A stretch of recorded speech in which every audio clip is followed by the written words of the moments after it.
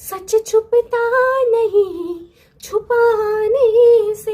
और अब हमें भी पता चल गया है कि आप एक सर्टिफाइड ओवर शेयरर है। बट जब भी आपके अंदर का सर्टिफाइड ओवर शेयरर उबाल मारे और आपको ऐसा लगे कि मुझे सामने वाले को अपनी सारी डिटेल्स दे देनी है, उन्हें ये तक बता देना है कि मेरे बैंक में कितने पैसे हैं या मेरे घर में क्या कलेश चल रहा है, तब हमेशा ये बात याद रखिएगा कि किसी को आपकी नहीं पड़ी, ठीक है। और द मोमेंट आप उनको अपनी पर्सनल डिटेल दे दोगे तो आप एक हंसी का पात्र बन जाओगे, आप उनके टी टाइम की गॉसिप बन जाओगे।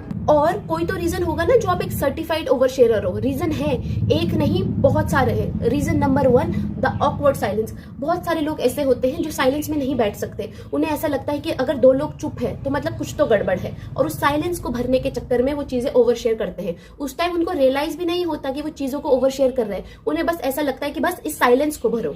Reason number 2, the false intimacy. कभी कभी हमें ऐसा लगता है कि अगर हम सामने वाले को अपना डीपेस्ट डार्केस्ट सीक्रेट बता देंगे तो हो सकता है कि हमारे बीच कनेक्शन जल्दी बन जाए, हो सकता है कि हमारा कनेक्शन और भी ज्यादा स्ट्रांग हो जाए। आप कोशिश तो ये कर रहे हो कि आप लोगों के बीच ट्रस्ट डेवलप हो, बट अनइंटेंशनली आप चीजों को ओवर शेयर कर रहे हो। और मुझे तो यही बात समझ नहीं आती कि आपको इतनी जल्दी कनेक्शन क्यों बनाना है।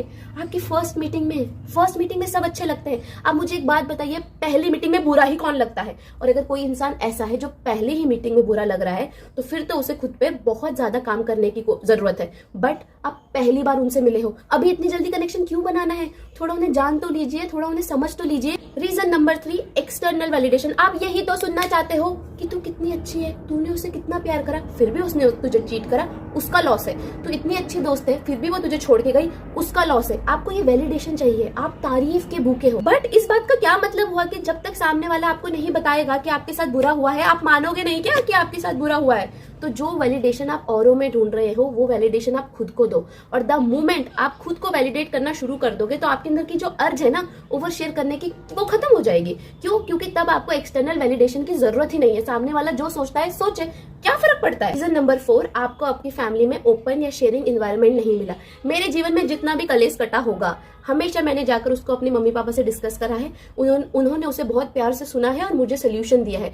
इसी वजह से मुझे कभी अर्ज नहीं हुई कि मैं सामने वाले से या किसी बाहर वाले से जाकर अपनी चीजें शेयर करूं। बट मुझे पता है कि मैं कितनी ज्यादा प्रिविलेज्ड हूं और हर कोई इतने ज्यादा प्रिविलेज नहीं होता। तो जब आपके घर में आपको कोई नहीं सुनता, आपकी बात की कोई इज्जत नहीं होती या आपको वैलिडेट नहीं किया जाता, तो आपके अंदर ये अर्ज होती है कि आप जाकर ओवर शेयर करो। जब आपको बचपन से लेकर आज तक किसी ने सुना ही नहीं है तो आपके पास और क्या सोल्यूशन है? आप बाहर जाकर ओवर शेयर ही तो करोगे ना। तो अब ये आपकी रिस्पॉन्सिबिलिटी है कि आप फिगर आउट करो कि किस कारणवश आप ओवर शेयर कर रहे हो, उस कारण पर काम करो और अल्टीमेटली ओवर शेयर करना बंद करो। क्यों? क्योंकि किसी को आप